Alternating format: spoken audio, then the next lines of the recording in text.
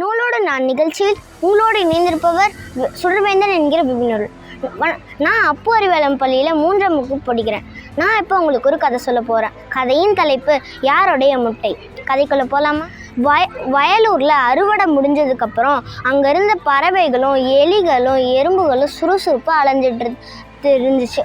அப்போ அந்த எறும்புகள்லாம் கீழே இருந்த நெல்மணிகளை வாயில் கவ்வி அங்கே வரிசையாக போயிட்டு இருந்துச்சு. அந்த எறும்புகள் எல்லாம் அந்த நெல்மணிகளை அதோட வரப்பில் இருந்த அதோட புற்றுக்குள்ளே சேமித்து வச்சுது. அங்கே அந்த கூட்டத்தில் இருந்த ஒரு சுல்லான் எறும்பு தலையை கீழே குனிஞ்சுக்கிட்டே நடந்து போயிட்டு இருந்துச்சு. அப்போ அது ஒரு பாறையில் இடிச்சுக்குச்சு. அந்த சுல்லான் எறும்பு அதோட முன்கால்களை எடுத்து தலையில் நீவிக்குச்சு. அந்த சுல்லான் எறும்பு அந்த பாறை மேலே மேலேயும் கீழே ஏறி பார்த்துச்சு. அந்த பாறை மேலே இருந்து ஒரு பறவையோட வாசனை வீசுச்சு.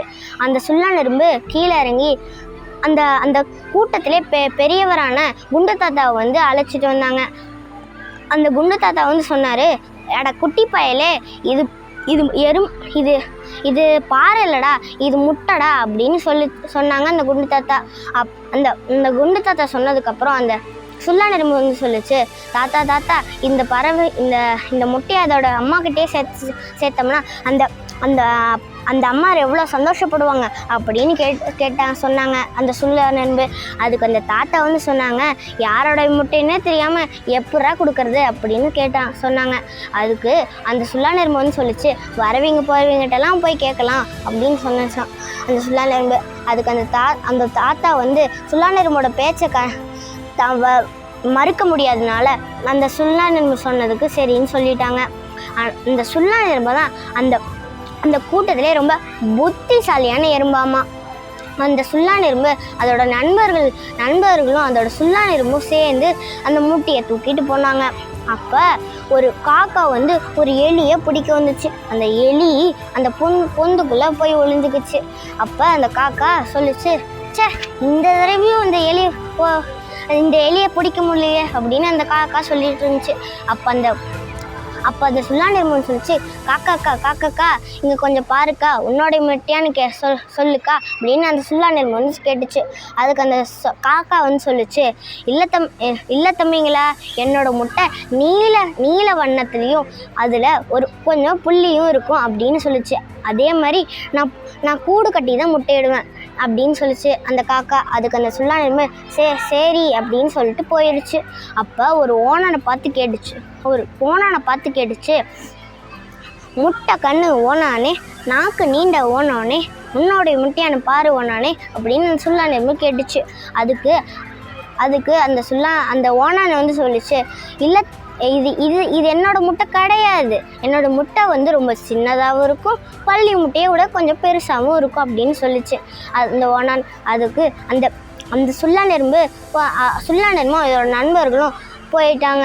அப்போ போகிற வழியில் அந்த சுல்லான் எறும்பு கொண்டு சேர்ப்போம் இதோட முட்டையை அதோட அம்மா கிட்ட கொண்டு போய் சேர்ப்போன்னு பாடிக்கிட்டே போச்சு.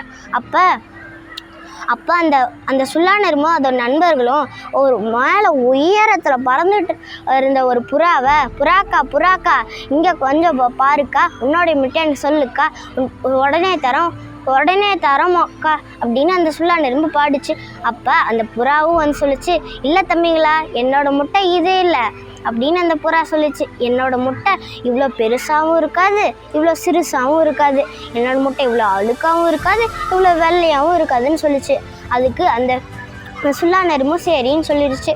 மறுபடியும் அந்த சுல்லான் எறும்பு சுல்லான் எறும்பு அதோட நண்பர்களும் நடந்து போயிட்டு இருந்தாங்க. அப்போ ஒரு கௌதாரியை பார்த்தாங்க. கௌதாரி அம்மா கௌதாரி, உன்னோடையதான் பாரும்மா, இப்போ சொல்லம்மா அப்படின்னு சொன்னாங்க. அதுக்கு அந்த கௌதாரி சொல்லிச்சான், இது நான் விட்ட முட்டை 5, பொரிச்ச கொஞ்சங்களும் 5 அப்படின்னு சொல்லிச்சான் அந்த கௌதாரி. அதுக்கு அந்த சுல்லான் எறும்பு சரின்னு சொல்லிச்சாமா. அப்புறம் அந்த சுல்லான் எறும்பும் அதோட நண்பர்களும் மறுபடியும் போனாங்களாமா. அப்போ சுல்லான் எறும்புக்கு ஒரு அழுகிற சத்தம் கேட்டுச்சாமா. ஒரு காடை என் தங்க முட்டையை காணோம், என் பட்டு முட்டையை காணோம், என் வைர முட்டையை காணோம்னு அழுதுட்டு இருந்துச்சாமா. அப்போ அந்த சுல்லான் எறும்பு வந்து சொல்லிச்சாமா, காடக்கா காடக்கா அழுகாத, நான் அழாத நான் இருக்கேன் அப்படின்னு அந்த சுல்லான் எறும்பு சொல்லிச்சாமா. அது என்னாச்சுன்னு அதுக்கப்புறம் சுல்லான் எறும்பு கேட்டுச்சாமா. அதுக்கு அந்த காடை சொல்லிச்சான், என்னோட முட்டையை, என் தங்க முட்டையை காணோம், என் வைர முட்டையை காணோம் அப்படின்னு சொல்லிச்சாமா அந்த காடை. அதுக்கப்புறம் அந்த அந்த அந்த காடை வந்து அந்த சுல்லான் எறும்புகள்கிட்ட, அந்த சுல்லான் எறும்பு அதோட நண்பர்கள்கிட்ட இருந்த முட்டையை பார்த்து, இந்த முட்டை என்னோடது அப்படின்னு சொல்லிச்சாமா அந்த காடை. அதுக்கு அந்த சுல்லான் எறும்பு, இந்த காடை உன்னோட முட்டை அப்படின்னு சொல்லிச்சாமா.